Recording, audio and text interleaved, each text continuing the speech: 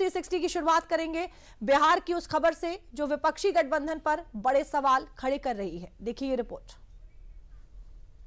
243 सीटें हैं बिहार में। अब 243 सीटों में 5-10 सीटों में तो लोकल इश्यू भी होते हैं, कैंडिडेट का परसेप्शन भी होता है और फ्रेंडली फाइट हो सकती है, भाई कोई दिक्कत नहीं। विपक्ष का जो महागठबंधन अभी तक आपस में सब कुछ ठीक होने का दावा कर रहा था, अब उसी गठबंधन के नेता आपसी गहमा गहमी पर हामी भरना शुरू कर चुके हैं। कांग्रेस नेता अशोक गहलोत का ये बयान ऐसे समय में आया है जब महागठबंधन में सीटों को लेकर आई दरार सियासी तकरार में बदल चुकी है। सब कुछ सार्वजनिक हो चुका है, लेकिन विपक्ष इसे मानने को तैयार ही नहीं था। लेकिन अब पहली बार कांग्रेस ने इसे स्वीकार किया है। 243 सीटें हैं बिहार में। अब 243 सीटों में 5-10 सीटों में तो लोकल इश्यू भी होते हैं, कैंडिडेट का परसेप्शन भी होता है और फ्रेंडली फाइट हो सकती है, भाई कोई दिक्कत नहीं। अशोक गहलोत भले ही इस सियासी लड़ाई को फ्रेंडली फाइट वाला टैग दे रहे हैं, पर हकीकत ये है कि सियासत के मैदान में कोई किसी का सगा नहीं होता। मैदान में सिर्फ प्रतिद्वंदी होते हैं और कभी कांग्रेस का हिस्सा रहे पूर्णिया से निर्दलीय सांसद ने आरजेडी पर इसको लेकर निशाना साधते हुए ये साफ भी कर दिया है कि महागठबंधन में महाकलह जैसी स्थिति अभी भी बनी हुई है। पहले से बोल रहा हूँ कि फ्रेंडली फाइट का कोई औचित्य नहीं है, इसका गलत संदेश जा रहा है। और एक दो ही क्यों, पूरे कंप्लीट क्यों नहीं? जो सीट कांग्रेस की है उस पर आप कैसे फाइट करेंगे? क्यों आप चुनाव लड़ाएंगे? ये तो गलत है। खुद पप्पू यादव भी विपक्षी महागठबंधन में कांग्रेस के सपोर्टर हैं और इनका आरजेडी पर इस तरह से तंज कसना साफ इशारा है कि गठबंधन में कहीं न कहीं मोटी गांठ पड़ चुकी है और माना जा रहा है कि इसी गांठ को दूर करने के लिए कांग्रेस नेता अशोक गहलोत बिहार पहुंचे हैं और गुरुवार को बिहार में विपक्षी गठबंधन की तरफ से सीटों को लेकर पहली ज्वाइंट प्रेस कॉन्फ्रेंस हो सकती है। प्रेस कॉन्फ्रेंस है, उसके अंदर तमाम क्लैरिटी रहेगी, कन्फ्यूजन है वो समाप्त हो जाएगा। पूरा महागठबंधन एकजुट होकर चुनाव मैदान में उतर रहा है। पूरा थोड़ा एक कन्फ्यूजन पैदा कर दिया गया, वो दम नहीं है। कोई भी बात नहीं है, कल बात करेंगे, कल आप लोगों को सबका जवाब मिलेगा। बहुत बहुत धन्यवाद। ये दोनों ही बयान सुनने में भले ही सामान्य लग रहे हों, लेकिन सियासी गलियारों में इन दोनों ही बयानों के अलग अलग मायने निकाले जा रहे हैं, क्योंकि एक तरफ भले ही विपक्षी महागठबंधन कोई विवाद न होने का दावा कर रहा हो, लेकिन यही दल कई सीटों पर आमने सामने हैं। बिहार की कुल 243 सीटों पर विपक्षी महागठबंधन से 254 उम्मीदवार मैदान में हैं।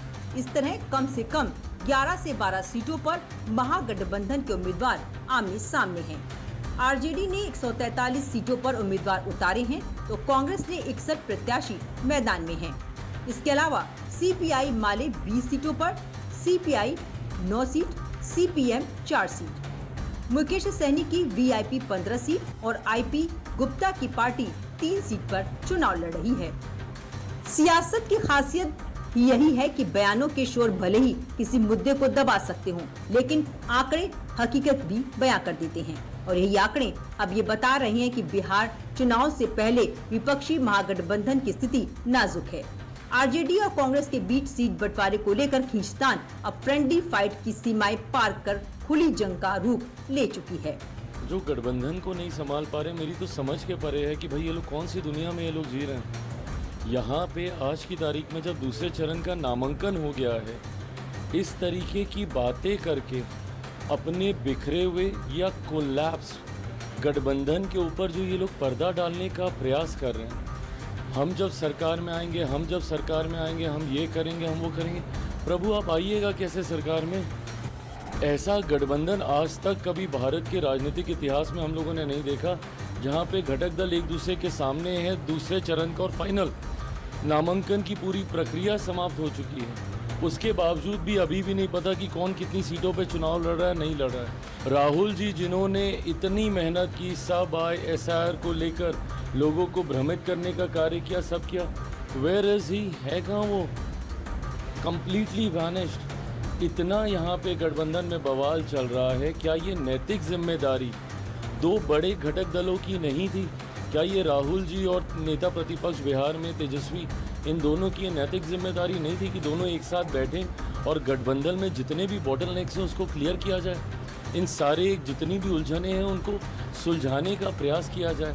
ये तो गंभीरता का अभाव दिखाता है, ये तो शरीर से दिखाता है कि शायद कांग्रेस सीरियस ही नहीं है बिहार के चुनाव को लड़ने को लेकर। जिस तरीके से पिछले लोकसभा में कांग्रेस को राजद के द्वारा सीटें देने पे दबाया गया, हो सकता है संभवतः कांग्रेस को ऐसा लग रहा हो कि भैया एक बार फिर अगर इस बार ये मजबूती से अगर आ गए तो 2029 जो कि शायद राहुल जी के लिए ज़्यादा महत्वपूर्ण चुनाव है, शायद उसमें हम लोग को और दबाया जाएगा। इसलिए इससे अच्छा है कि गठबंधन का भ्रम बना रहे, अगर किसी को नुकसान होता है महागठबंधन में तो हो जाए। विपक्ष में मची कलह को देखते हुए सियासी गलियारों में ये अंदाजा लगाया जा रहा है कि एनडीए की खिलाफत में ये सब के सामने एक तो हो गए हैं, लेकिन अंदर खाने में सबको अपने अपने रसूख की चिंता है। तभी तो महागठबंधन के सबसे बड़े दो दल कांग्रेस और आरजेडी ही एक दूसरे के खिलाफ मैदान में उतर चुके हैं। दावों के मुताबिक सिकंदरा में आरजेडी के उदय नारायण चौधरी और कांग्रेस प्रत्याशी विनोद चौधरी आमने सामने हैं। कहलगांव से आरजेडी प्रत्याशी रजनीश आनंद और कांग्रेस प्रत्याशी प्रवीण कुशवाहा आमने सामने हैं। सुल्तानगंज में आरजेडी प्रत्याशी चंदन सिन्हा और कांग्रेस प्रत्याशी लल्लन यादव आमने सामने हैं। वैशाली से आरजेडी प्रत्याशी अजय कुशवाहा और कांग्रेस के संजीव कुमार आमने सामने हैं। लालगंज से आरजेडी प्रत्याशी शिवानी शुक्ला और कांग्रेस से आदित्य कुमार आमने सामने हैं। वहीं वारिसलीगंज से आरजेडी प्रत्याशी अनीत और कांग्रेस प्रत्याशी सतीश कुमार आमने सामने हैं। यानी अब इन सीटों पर कांग्रेस हो या आरजेडी, दोनों ही दल एक दूसरे के खिलाफ चुनाव प्रचार करेंगे ही करेंगे। जबकि जिन सीटों पर साथ चुनाव लड़ रहे हैं वहां एकजुट होकर प्रचार करेंगे। अब ऐसी सियासत विपक्ष के लिए आफत नहीं बनेगी तो क्या होगा?